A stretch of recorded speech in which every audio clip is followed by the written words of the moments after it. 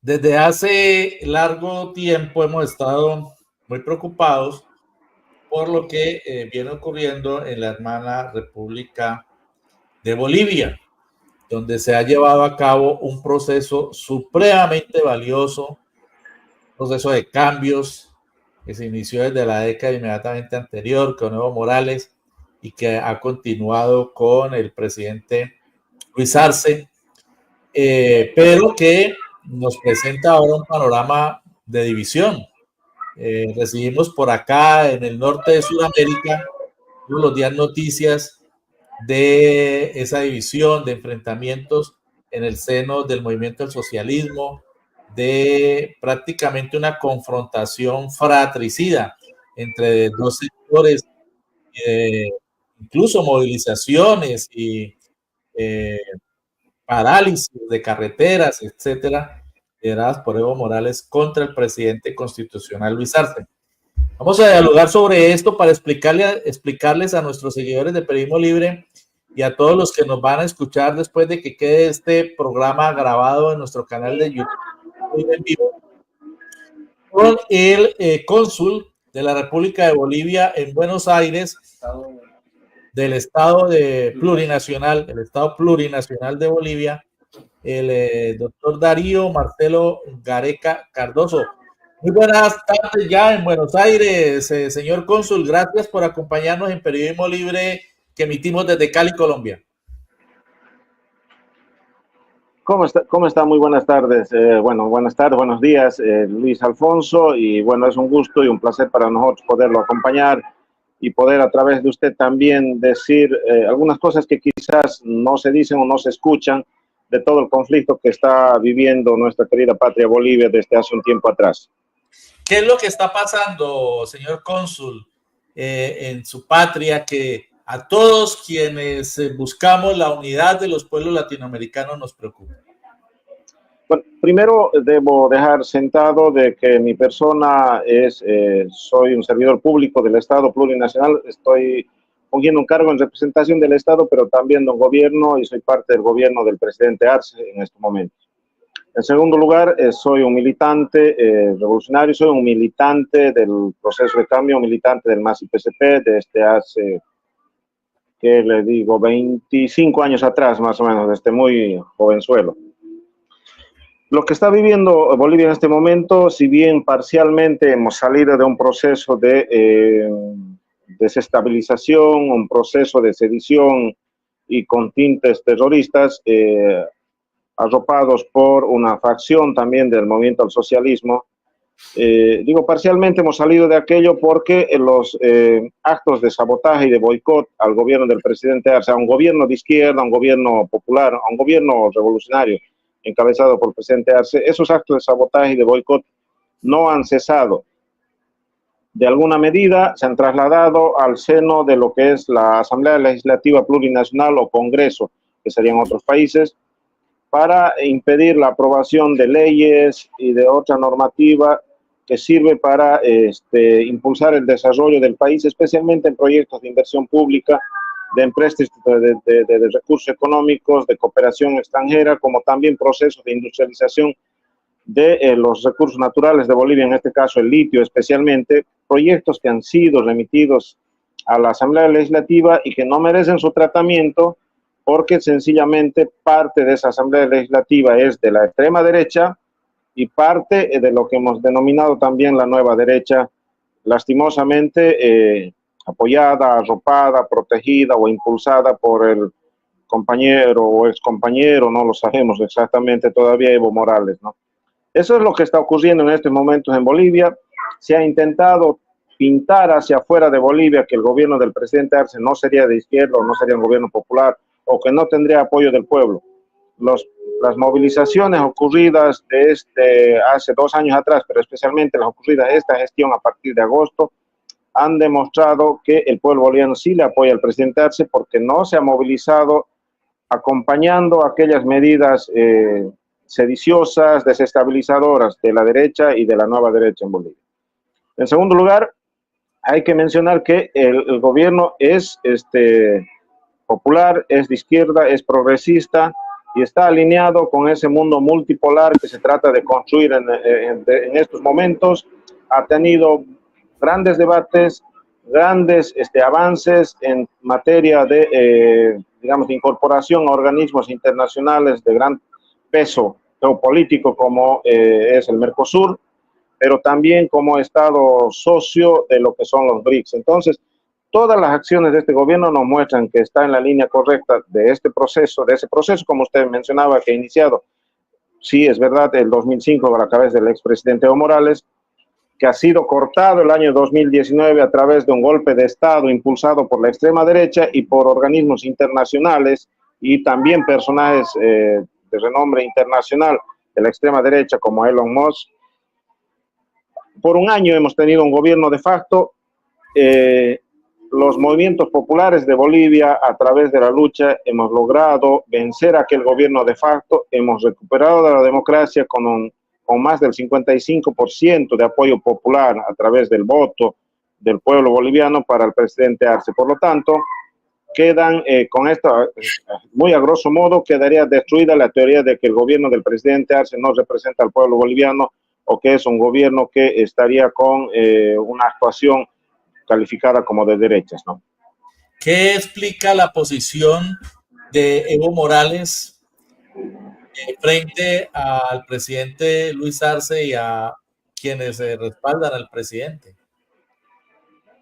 Bueno, ha habido todo un inicio de un discurso de desestabilización que venía especialmente identificado a tratándole de forzar a que el presidente Arce, entendemos así, se pase al otro lado, a la vereda del frente. No logrando aquello, han empezado otros discursos de denuncias contra el presidente Arce sin ningún sustento, nunca, ni una prueba de corrupción, hasta de narcotráfico.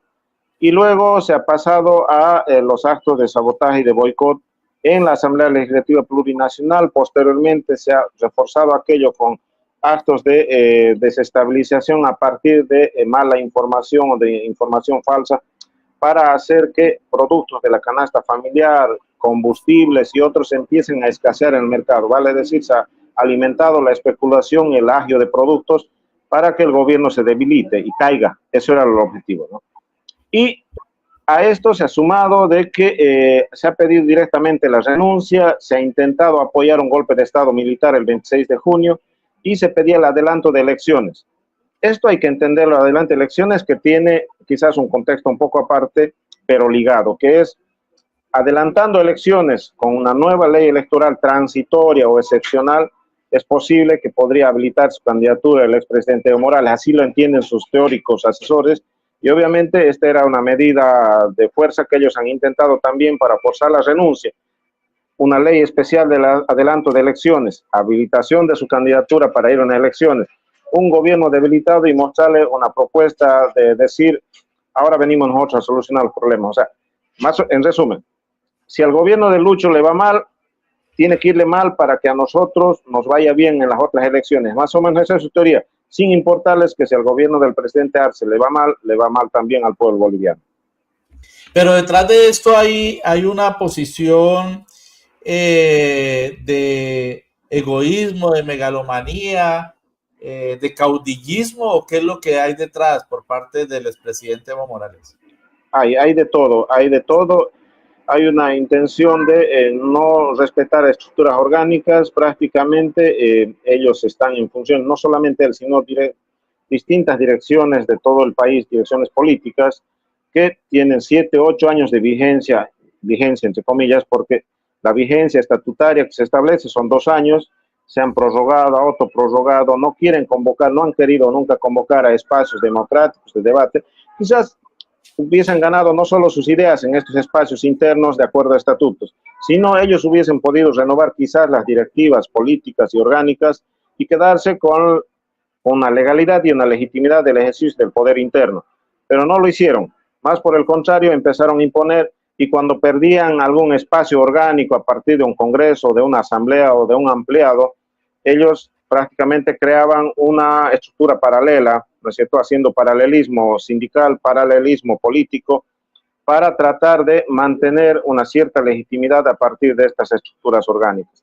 Entonces, ahí hay envidia, hay un caudillismo, no un caudillismo sano, no un caudillismo revolucionario, sino un caudillismo que está enfocado solamente en el individuo como persona única, que puede detentar el poder y que además puede tener la decisión por sobre de todos y solamente a partir de él como persona, no de él como parte de ese proceso revolucionario del cual ha sido parte, del cual hemos sido parte, no como el líder conductor de un proceso revolucionario, sino de él como solamente el interesado de poder recuperar el poder político de Bolivia. Pero con esta situación de división se está poniendo en riesgo un proceso político de cambio revolucionario que, como decíamos, se inició pues con el comienzo de la década anterior y que había generado una gran expectativa, una gran esperanza, no solamente para el pueblo boliviano, sino para todo el pueblo latinoamericano. Una época que consideramos de oro en la que había presidentes progresistas en Argentina, en Bolivia, en Venezuela, en Brasil y en otros países. Y producto de todo ese proceso hubo unidad latinoamericana, surgen varios procesos de unidad del ALBA, también ese proceso alternativo frente a la OEA de unidad de todos los países de América Latina, sin Estados Unidos y sin Canadá, es decir, se impulsó el proceso de unidad latinoamericana. Entonces, lo que ocurre en Bolivia es muy importante para el resto del continente y de ahí esta entrevista y los planteamientos y las inquietudes que estamos formulando. ¿No se está poniendo en riesgo todo ese proceso tan importante, todos esos avances que se han logrado en Bolivia? Yo recuerdo, nos preguntábamos en Colombia, ¿cómo han hecho en Bolivia para esa estabilidad económica y para hacer tantas cosas, tantas transformaciones, no solamente desde el punto de vista económico y social, sino cultural en el Estado plurinacional? ¿Qué opina usted? Sí, no, obviamente, y siendo bastante objetivos, naturalmente no solo que se está poniendo en riesgo todo un proceso revolucionario, sino se le está tendiendo la cama o se le está haciendo el juego para que la derecha extrema conservadora, no apátrida, pueda retomar el poder en Bolivia y esta vez por la vía democrática, no a través de un golpe de Estado como ocurrió en 2019. Lastimosamente no se mide aquello, reiteramos, por ese pensamiento individualista que creo que tiene como objetivo también, si no soy yo, no es nadie más, ¿no es cierto? Es lamentable lo que está ocurriendo, se vende una imagen hacia afuera, esa imagen que todos nosotros habíamos construido, hemos ayudado a construir la imagen de nuestro expresidente Evo Morales, especialmente desde el 2005 hacia adelante, ¿no? Sin olvidar todo un proceso que venía ya desde el año 97, ¿no es cierto?, hasta el 2005, que es un proceso previo al 2003, que hay un corte disruptivo ahí con las movilizaciones populares en Bolivia, muchos muertos y la huida del último presidente neoliberal de Bolivia, que fue Gonzalo Sánchez de Lozada, que hoy sigue viviendo en Estados Unidos, ¿no? Entonces, estamos, digamos, en las antípodas de una posible vuelta de conservadurismo en Bolivia el año 2025, en agosto del año 2025, cuando deben llevarse adelante elecciones generales para elegir presidente y parlamentarios en Bolivia. ¿Y eso no tiene vuelta atrás? Nosotros seguimos teniendo la esperanza que podamos mirarnos nuevamente como compañeros que hemos avanzado, hemos caminado juntos, mirarnos como hermanos que hemos crecido juntos prácticamente en este proceso con muchos de ellos, pero además mirar hacia atrás lo que hemos construido y mirar hacia adelante lo que debemos seguir construyendo y lo que no debemos permitir. Tenemos esa esperanza todavía, sin embargo, ha corrido mucha agua bajo el puente, hay situaciones que hacen casi irreversible aquello, principalmente por la falta de voluntad política de el núcleo cercano al expresidente Evo Morales y en algunos momentos y en muchos momentos también de él. Pero creo que si tenemos la madurez política a partir de estas miradas críticas y principalmente autocríticas, podría haber una posibilidad de que podamos pensar en ir juntos nuevamente a las elecciones próximas. Pero reitero, cada día que pasa se ha hecho más difícil. Esta última semana ocurrieron otros hechos, esta semana que estamos concluyendo, otros hechos que hacen presumir que aquello ya prácticamente sería casi imposible. Bueno, muy lamentable. Es una situación bastante dolorosa porque estamos hablando de un proceso que había avanzado muchísimo y que se ha convertido en otro paradigma para el progresismo, para la izquierda, para los revolucionarios, para los humanistas de América Latina. Detrás de todo esto que está ocurriendo, entonces podríamos decir que también están operando organismos extranjeros. Nosotros creemos que sí, digamos, por un lado creo que hay que hacer una pequeña diferenciación. Hay los organismos extranjeros que obviamente baten palmas, y más cuando no les cuesta mucho, que son los organismos del conservadurismo norteamericano, de las grandes transnacionales, de las empresas transnacionales y del poder político, militar y económico también de los propios Estados Unidos, ¿no? Pero también hay un posicionamiento, reitero, utilizando la imagen que habíamos construido del expresidente Evo Morales, hay posicionamiento de algunas fuerzas progresistas y de izquierda en Latinoamérica que lo apoyan al expresidente Evo Morales. Imaginamos porque también falta información, quizás si en algo hemos errado o no hemos tenido la posibilidad de brindar esta información hacia afuera, hacia nuestros socios políticos, tendrían que ser los gobiernos populares de Latinoamérica en especial, que asumen una posición o que asumen un discurso de apoyarlo y defenderlo sin conocer el contexto o sin entender exactamente el contexto en el que están ocurriendo estas acciones dentro de Bolivia. Bueno, aspiramos a haber entregado con el análisis y con la información, sobre todo que nos ha entregado el señor cónsul del Estado Plurinacional de Bolivia en Buenos Aires, haber entregado elementos para entender, para el análisis, para la reflexión sobre lo que está ocurriendo en el hermano pueblo, con el hermano pueblo boliviano. Finalmente, ¿cómo están en este momento la situación en, este momento en su país, de movilizaciones, de reclamos, de protestas? ¿Cuál es el estado en este momento? En este momento, como les decía al inicio, parcialmente hemos salido de ese proceso de desestabilización, se ha desarticulado esa movilización con cortes de carretera o bloqueos de rutas y caminos en Bolivia, que se ha vivido hasta hace unas 2 semanas atrás. Ha habido, digamos, muchas pérdidas económicas para Bolivia. Se ha logrado que escasee el combustible, especialmente que Bolivia importa para satisfacer su mercado interno. En Bolivia, con estos bloqueos, ha logrado que aquella escasez, ha logrado que se eleven los precios de productos de la canasta familiar que eran requeridos, y con estos cortes, con estos bloqueos, prácticamente han empezado a escasear y a incrementar sus precios. Ha pacificado parcialmente el país, pero al haberse logrado con esto que escaseen productos, combustible y todo aquello, todavía hay una tensa calma, hay una especie de espera desesperada para que se normalice y estabilice toda la provisión de alimentos y de combustible, pero paralelamente sigue habiendo el boicot y sabotaje desde la Asamblea Legislativa Plurinacional para evitar de que el gobierno del presidente Arce pueda aprobar leyes y normativas de aprobación de proyectos, de aprobación de créditos, de sanear las cuentas del Estado, del presupuesto general del Estado, etcétera. Entonces, es una situación, digamos, calma, pero tensa de momento, que nosotros esperamos que el pueblo boliviano sepa entender, sepa comprender y sepa acompañar este gran esfuerzo que se está haciendo a partir del gobierno para poder reencaminar a Bolivia en el crecimiento que veníamos hasta unos años atrás. Es decir, que en la Asamblea Nacional el sector de Evo Morales tiene influencia. Mucha.